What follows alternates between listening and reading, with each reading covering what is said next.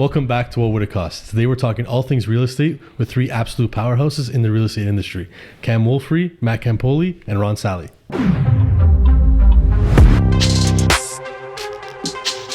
These gentlemen are absolute powerhouses. They're top performers, and they have lots and lots of strategy and amazing information that they're going to share with us today. And we're lucky enough to have had them all three on the same day. So take it away, boys. Tell us a little bit more about yourselves. I'll start. My name is Ron Sally. I'm a broker of record. I've been licensed for about 10 years. I own a real estate brokerage. Started in sales, and then we scaled it to 270 agents. As of now, I think I hold the title for the youngest RE/MAX broker owner in the world. That could change at any point in time. To the young hustlers out there, our brokerage is focused on providing value, and we're tech first. Matthew Campoli. I'm with Royal LePage. Been in the business about 6 years. I run a podcast called Price to Sell Podcast. You might have seen it, you might have not. If you haven't, you should check it out. And that's pretty much it about me, yeah. I like to do things online a lot. Yeah. Post videos. Just have a good time. Real estate is fun. Love it. Absolutely. Yeah. My name's Cam Woolfrey. I've been in organized real estate for about 10 years now. 6 of those in residential, 4 of them in commercial. Before that, I had a degree in real estate and economics. So all things real estate. I think in the last 10 years, I've done just about everything you can do in terms of residential. So I work with the Story team downtown. There's 7 agents, and we're focused exclusively downtown. Awesome. Very cool. Awesome. And, given the current market of where everything is going, not to be too specific, but let me give us your ideas of where the market's trending, or what your thoughts are, at least for first-time home buyers or just investors. Well, we're at an interesting spot. I know real estate's such a hot button issue right now, and you see a lot of doom and gloom just from the headlines specifically. But on the flip side, we've also had the supply issue that's driven the GTA or even the Ontario or the Canadian real estate market get way worse over this. So it's going to be a balance going forward, I think, as to how high rates are going to go versus the supply issues that are created for long-term benefit. Mm-hmm. Yeah, I agree. I think it's a lot of psychology too. It's I agree with the whole balance thing. Things are still moving. If properties are priced right, if they're presented right, they will sell. The inventory thing is still an issue. It's just the buyers are on the sidelines right now because of the headlines and the news and the media. A lot of people are scared. So for now, it's just kind of steady paced. But hopefully, as things in the future, if they do get positive, if the news does get positive, I feel like there's going to be that rush of buyers back in the market. Yeah. And if supply remains low, it's going to cause some upward trends. Real estate was out of control for the last 2 years, and in a way, this is a kind of a good thing that is shaped up to be the way it is. I think there are opportunities in the marketplace, but it's not for everyone. And sometimes what we have to do is, if we can't jump in, we got to buckle down, we got to save, and we got to plan for it. I think it's still going to continue the way it's going right now. Towards the later half of 2023, we'll start to see things sort of take shape for the better. Yeah, absolutely. Yeah, just even to touch on what Matt was saying too is that's why I feel it's a lot of fear mongering right now. Rates going headlines. Up, rates going up. Yeah, people read a headline and they forward it to a friend, or I get clients all the time just send me an article, and I said, why are you sending this? Did you see prices are down 20%? I said, did you read it? Mm-hmm. Number of sales are down 20%. Year over year. Yeah. It's a difference. It's not right. So a lot of people are just.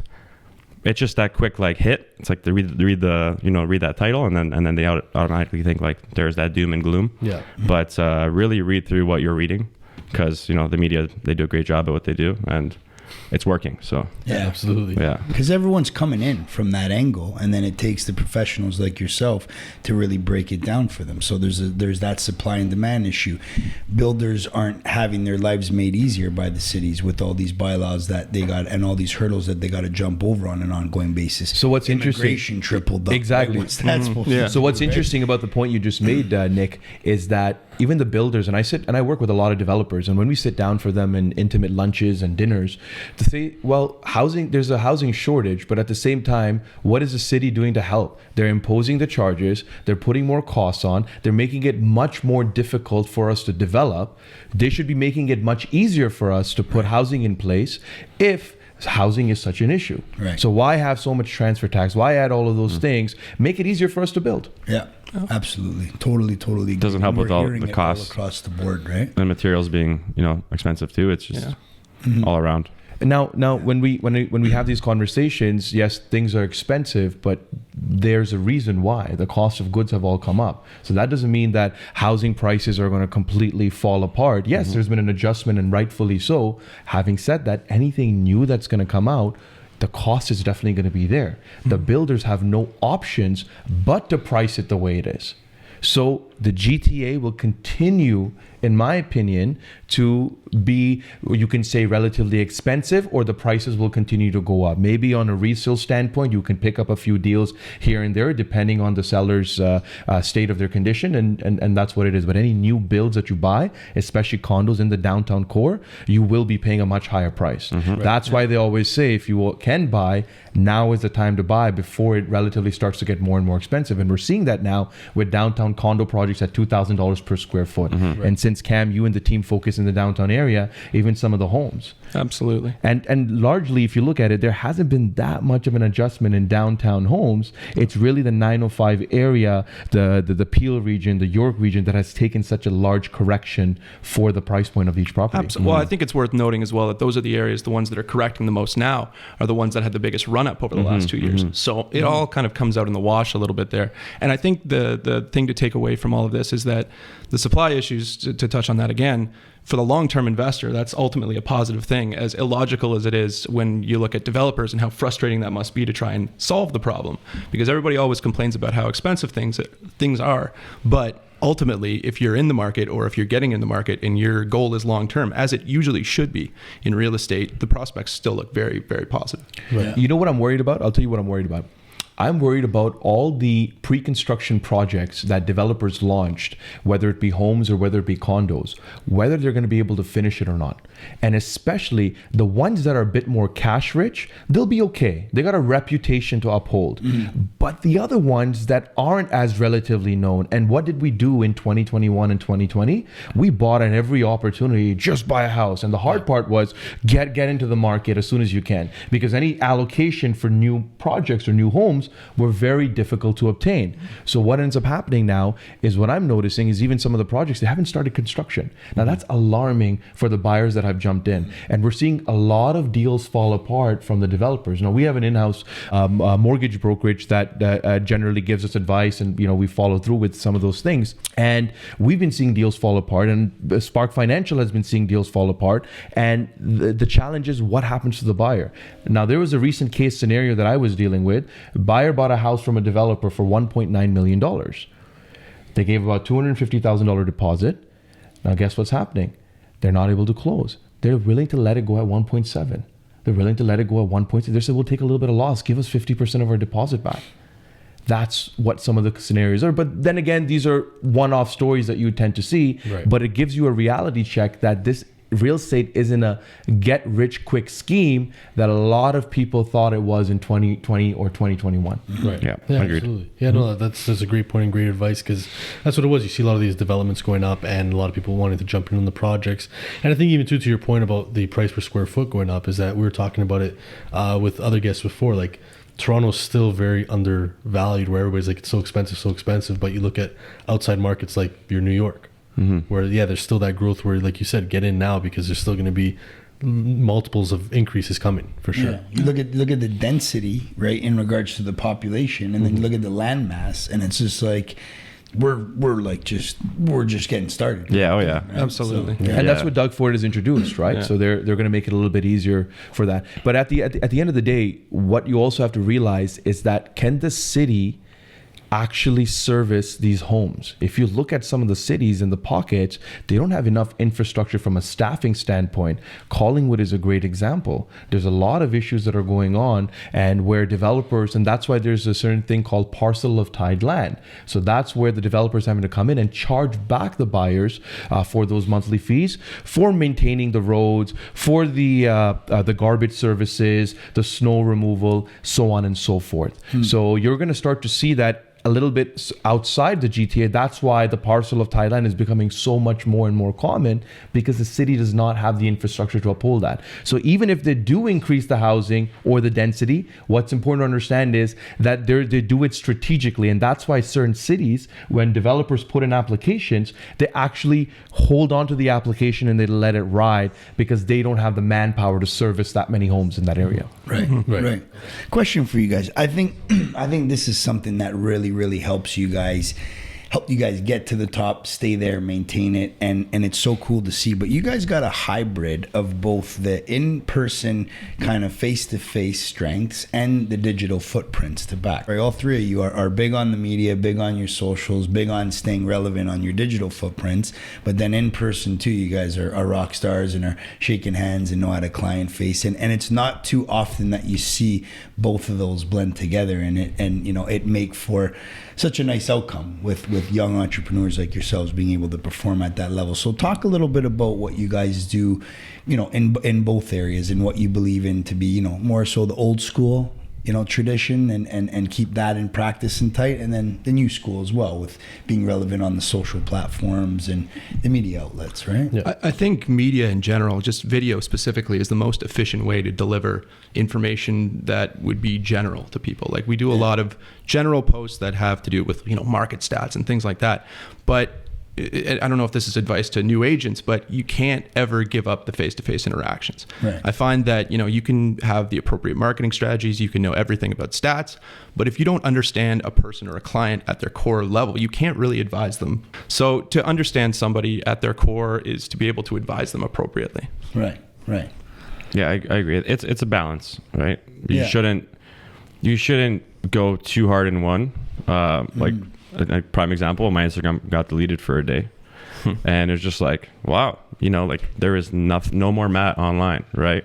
I'm a big in-person guy as well. I come from a barber background, so I like to call myself a chameleon with everyone. There's different personality types, different way people receive information, and you just got to be good at kind of, knowing who you're in front of and how to go about, talking to that person or delivering information to them. I think it's very important. It is a people person business. But having a balance of the two, because you can, be extremely well, you look great online, but you actually get in front of that person and you're a mute, or you can barely hold a conversation down. It's not, you're right. Yeah. So it's, that's definitely some great advice for the social media, the aspect of bringing both that in person and the social media, so they see you on both platforms and stay well rounded. So we're going to take a quick break. And then when we get back, we're going to talk about the technologies that you could use in the real estate market. Let's face it, we all live a fast-paced lifestyle. To keep up, you need a mortgage agent that isn't stuck in the past. Between work, kids, hobbies, and anything else life might throw at you, it's tough to stay on top of your finances. And we also understand how hard it can be to make the time to sit down with a mortgage agent. That's why at Spark Financial Group, we've created a simple and interactive online application that allows you access to it 24/7, 365 days a year. Spark Financial Group, where finance creates freedom. Welcome back to What Would It Cost? Today we're sitting here with Cam, Matt, and Ron, and we're talking all things real estate. So Ron, to get back into it, we're talking about social media, how people use that as a huge tool in real estate. I know you're huge on the tech side, so give us a little bit of input on what you've developed for your team, and how these tools have made everything useful. Yeah, absolutely. I mean, there's so many channels to marketing, and you have to use a combination of all the channels. So what we've developed for our brokerage, specifically in-house, is a back-end all-in-one resource platform. Usually information in life is all scattered all over the place. It's in your it's in your email, it's in your notebook, it's in your car somewhere. What if there was one centralized place where anything and everything you need is all there? So from a real estate standpoint, we've equipped our agents at Remax Millennium with marketing resources, pre-construction resources, legal resources, training materials, videos. They can see their own production on the back and any clause access that they need, any document that they would possibly need. So they're able to work that much faster from a marketing standpoint, and at the same time be able to service their client a lot more effectively, because that's what it really boils down to. How fast and effective can you service anyone and make them feel important during the real estate process? Right. That's awesome. And I want to touch even, just to shift more on the investment side, because I know you're huge with Airbnb, and I'd just love to get all three of you, like your standpoints on that. Given the market we're going to more of that investment market where you hold the long-term rent yields are pretty high up there. Do you find that there's still that drive for Airbnb versus going the traditional way, finding your one solo tenant and sticking to that tenant? If I can jump in, what I've noticed about Airbnb specifically in general is that you got to know what type of customer or clientele are you trying to attract to that Airbnb, right? There's a unique stays, then there's a regular stays, and there's a little bit of a long-term stay. So first off, finding that right property to figure out which is the angle that I want to go forward with. The waterfront properties, which are the cottage stays, on those ones, they're specifically adhere to that. People are either going to rent that out for a week, sometimes even 2 weeks, and then there's the longer stays where you're closer to the airport and somebody needs a place where they're coming for work or they're hanging out and they need that place for a month. Right. So what I've noticed is slightly a little bit of a drop. Each property is unique depending on the area, and the location is huge. You got to treat Airbnb like a hospitality business, right? So like I have a unit in downtown Toronto. This year was actually better, but again, it's prime downtown Toronto. We've seen the city open back up too, right? So you have the Carabanas back, you have the Rolling Louds now, you have all these festivals, these engagements, TIFF, right? That attracts a lot of tourists, again, just like hospitality. And our numbers were through the roof this year. But yeah, you might have some other exterior markets where we're entering the winter, right? We're in a location like Canada. We have extremely harsh winters. If you're in an area where maybe there's some snow sports, great. If it's just a cottage on the lake that's freezing cold and can't really do much that you would be able to do in the summer, yeah, you're going to see a drop. But another thing too, I really love about Airbnb in this market, I'll send it off soon, but just cash flow. Yeah. As if you're holding a property right now and we're just waiting for this, we're weathering the storm. If you're able to cash flow in a market like this and you have income coming in, you're covering your costs, maybe making money on top, can't go wrong, right? The 1 year rental market has arguably never been stronger. Who's to say if it's going to stay that way over the next 6 months, year, as employment changes? But ultimately, I don't think it's a bad call either way. It just depends on who you are as an investor and how hands-on you want to be with that investment.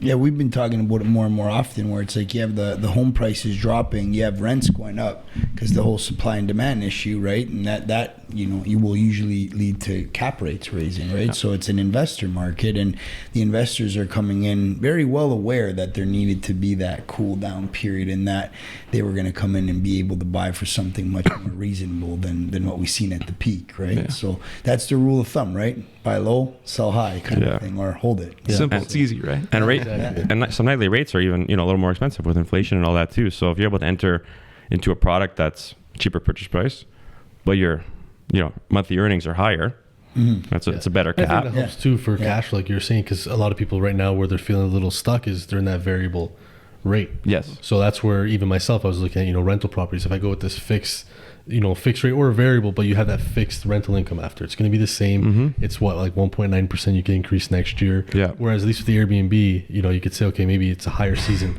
Let me get some more cash flow out of this. Yeah. Okay, it's a lower season, but at least it offsets with what those mortgage payments are going to be. And you can sort of battle that variable rate right now with the increases going on as well. Yeah. And I speak to downtown Toronto, like the numbers are absolutely insane. Yeah. Very cool. But there are regulations and things to maneuver through and be aware of. So to talk to someone that knows the market and how the rules and regulations work. Nice. Talk to us a little bit about price to sell and what you're doing with that. We find it very interesting. Pricing things to sell. Inspiration for us, right? It's you know what, it was just a thing that just kind of happened, and I had amazing guests like Ron here. I'm gonna get you on. I've had Tom on, and it's been a great networking tool for me. But more so just bringing value to other agents. It's very niche down in real estate. We it's been specifically realtors. I am turning it into bringing on a lot more investors now, because I do want to target the consumer, especially in these times. So many different ways you can invest, whether it's hotels, developments, JVing with people, multifamily, like there's apartments. There's just so many ways to go about it. So that's my new venture into it. But mainly it's just been giving amazing value to realtors, especially the realtors who are struggling in times like these. It helps give some motivation, some inspiration. And like you guys said, you see the Instagram, it's a highlight reel. You see Ron on these sponsored ads, which I love, by the way. And he's just like crushing it, you know. But we've had our tough times too, right? And being able to tell those stories through the podcast might inspire a realtor out there not to quit. Yeah. So that's just been my mission with it, to help as many agents out there. Just, you know, if you hold on, if you're struggling, and it's possible. Love that. And to go off of that point, the adding value piece. Ron Sally's an absolute beauty with that, and all these ads that we see going out right now. And They're awesome. They're awesome. And then you boys and rocking it on CP24, right? Like adding value through knowledge, information, and really, you know, you guys giving back that way. What does that look like? What's the driving force there? What has it done for your business?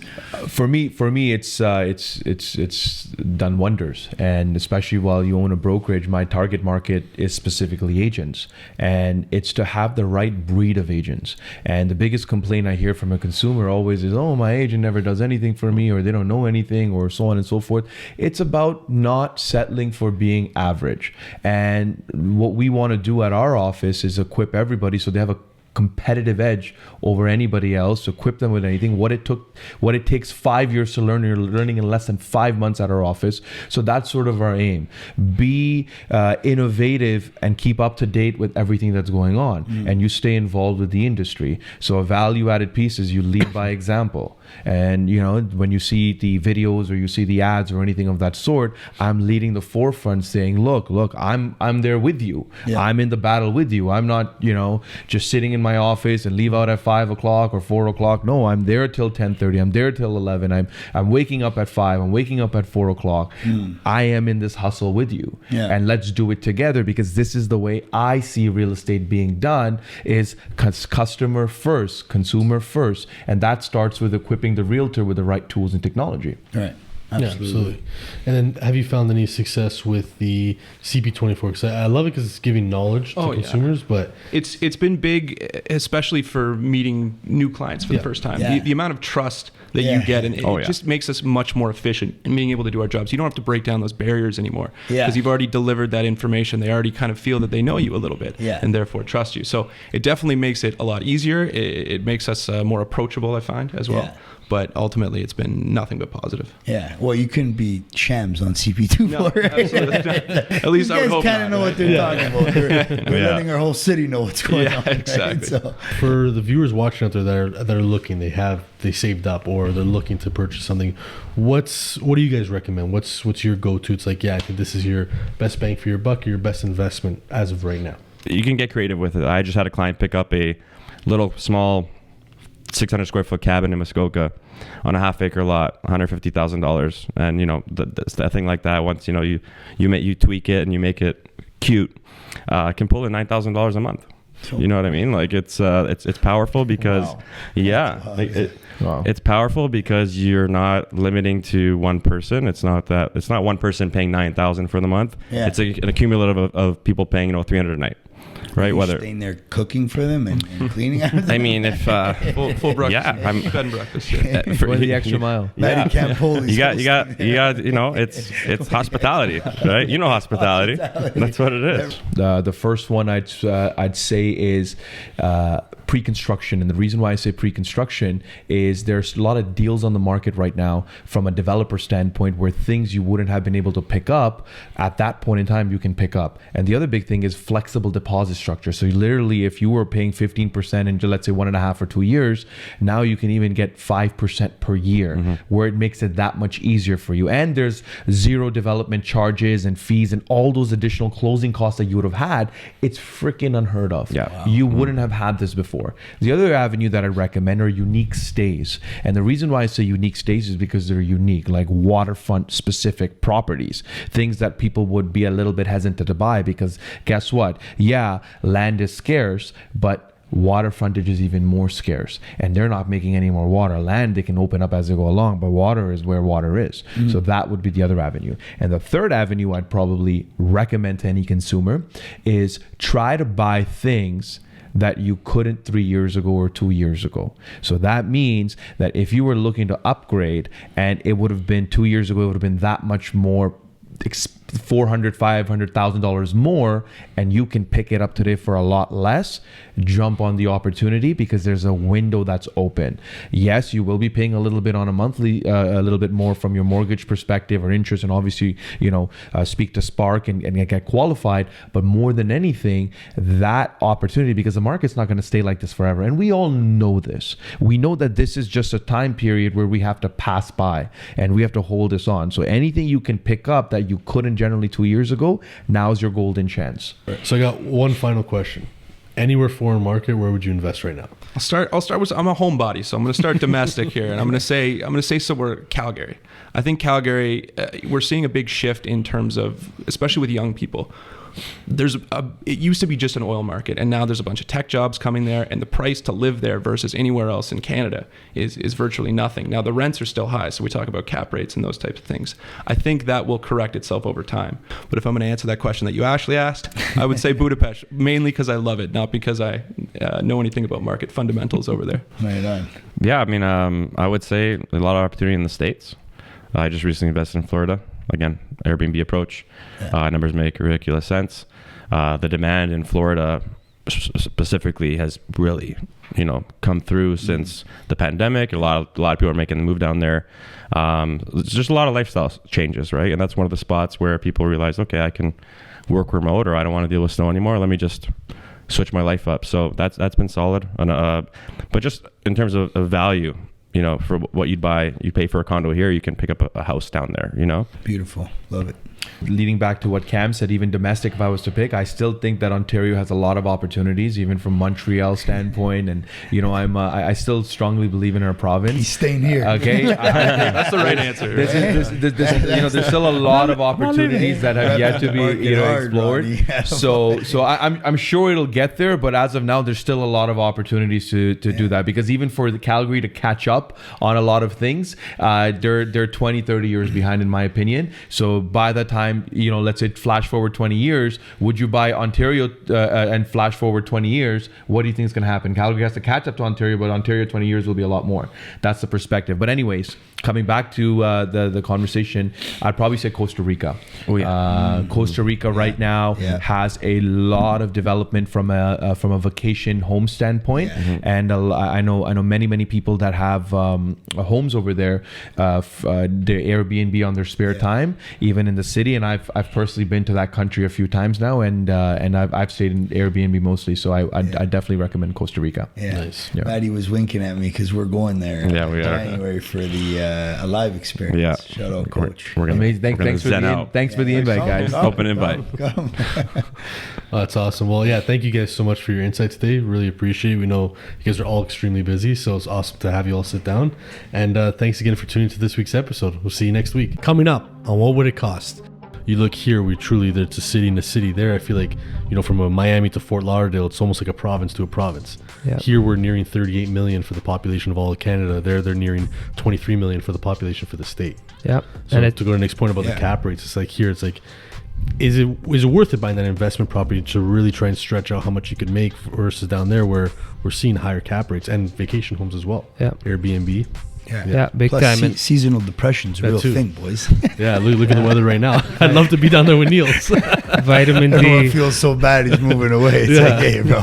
But on that point, I think some of the stats, it's like the home prices, and we were going to get into this, but it's around 40% higher as you look at Canada as a whole versus the States. And I think one of the biggest things that we forget is that the majority of Canadians live along that border of the Canadian to the US border. Yeah. So essentially you got one of the biggest countries in the world, but all of its population is kind of going only towards one area of the country and driving the prices up.